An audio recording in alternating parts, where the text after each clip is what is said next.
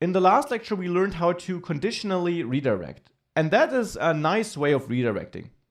Now, to be honest, the way we redirect in the new post component is maybe not the way you're always going to do that. In the end, after submitting a post successfully, you just want to switch the page. And for that, you can of course also use that history prop, which you get on every component, which is loaded inside a browser router wrapped component. And new post is in the end loaded through blog, so therefore it is wrapped by browser router. In there we have access to that match, location, and history prop I showed you earlier. And that history prop has a couple of convenience methods we can use for replacing the current route or pushing a new route.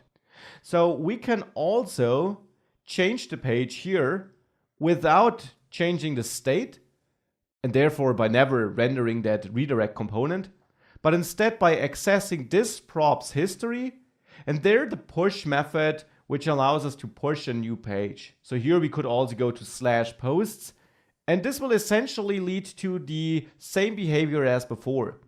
We can go to new posts, we can enter a new post, and once this is done, we push a new page and we are redirected.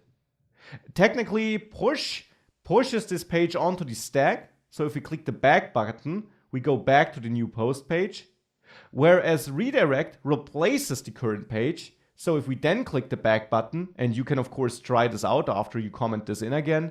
If you click the back button after redirecting and not by pushing, you can go back, but you won't go back to the last page because redirect replaces the current page on the stack and doesn't push a new one. Though you can also replicate this behavior by not using push, but replace here on the history object.